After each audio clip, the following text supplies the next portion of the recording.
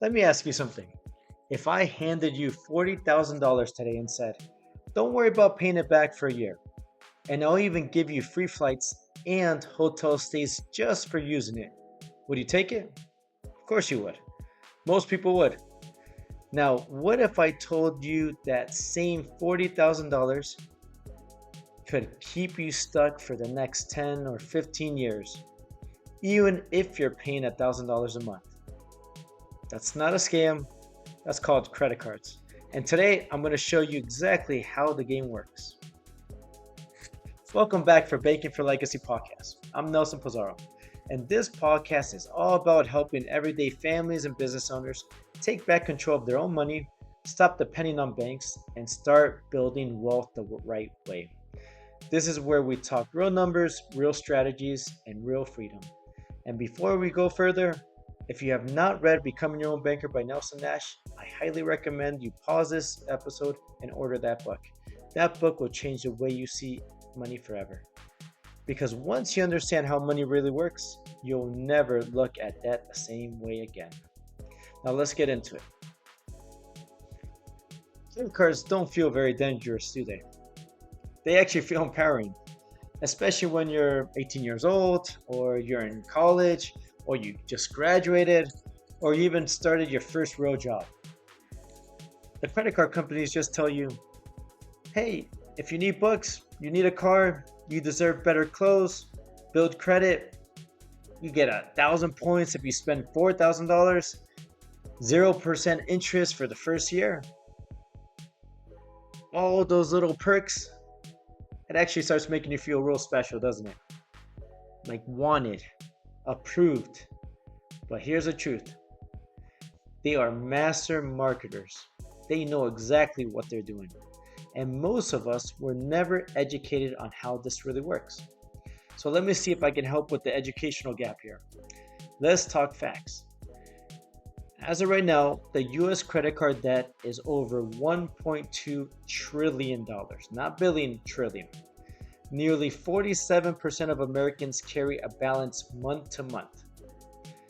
Most high schools only recently began requiring financial literacy, and only about 10 to 15 states fully require it. Now, what does that mean? I have no clue because I've never done it. Only about 15% of adults say they learned about money in school.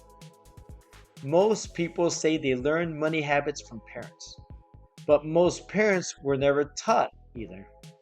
So we have a cycle of really no education, easy access to get into debt, aggressive marketing, which they do an amazing job, and lifetime payments. That's the system. Credit card companies make money in three ways. The first one is interest. Everybody hears about interest but are not really sure how it works. The second one is fees. And the third one is merchant swipe fees. Even if you pay your credit card monthly, they still get paid when you swipe. But where they really win, when you carry a balance. That's when it's constant money flowing back into their hands. Now let's just talk about the $40,000 scenario. And let's just say you racked up $40,000. But the first year, remember, was 0% interest. Now that promo period is over now. Your rate jumps up to 22%. And here's the math with this. I hope I can break this down while you're listening to this podcast. $40,000 times 22% is $8,800 per year in interest only, which means $733 per month is going to interest alone. Now, here's a trap. Minimum payments are often around 2% of the balance. So 2% of $40,000 is $800. So your minimum payment might be around $800. And guess what? $733 of that is interest. Only about 67 goes towards principal. So you're basically standing still. Now let's just say you're paying $1,000 per month. And you know it's going to be a little bit harder doing that, but we're going to say you do $1,000 per month, some way, somehow. Month one, the interest is $733, and the rest of it, which is a principal, is $267. So now your new balance is going to be $39,733, and that's $1,000 per month.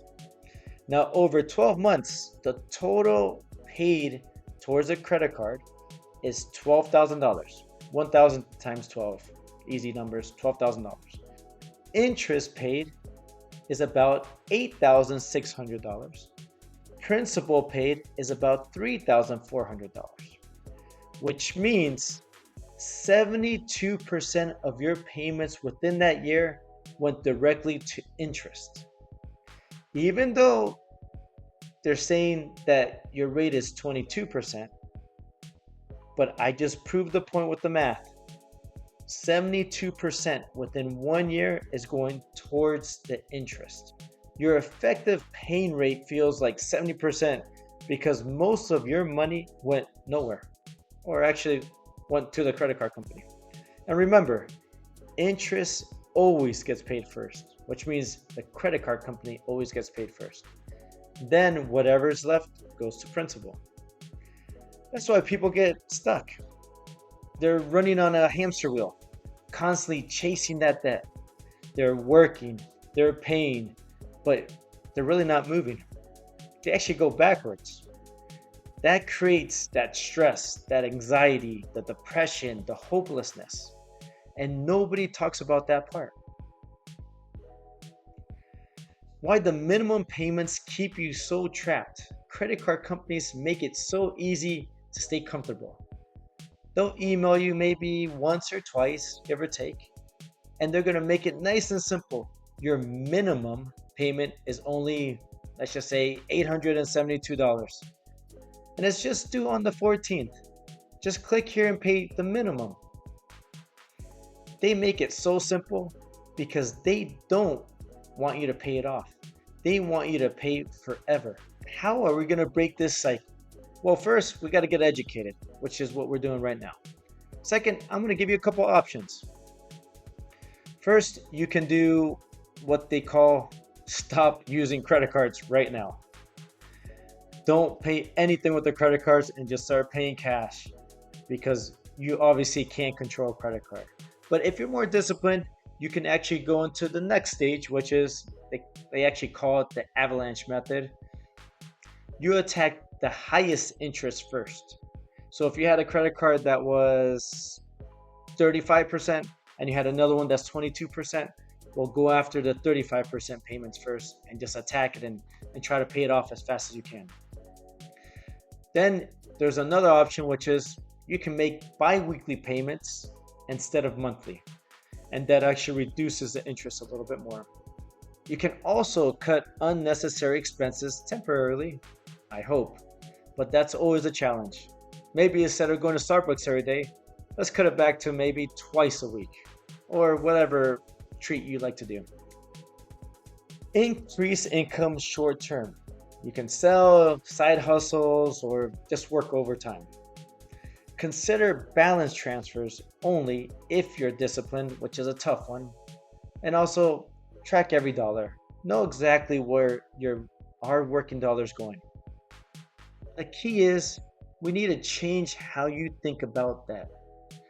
Debt should serve you, not control you. The biggest mistake isn't the credit cards. It's not understanding how money flows. If you don't understand the banking system, you will always be a customer of it. That's why I keep on saying, read Becoming Your Own Banker. It will actually open up your eyes.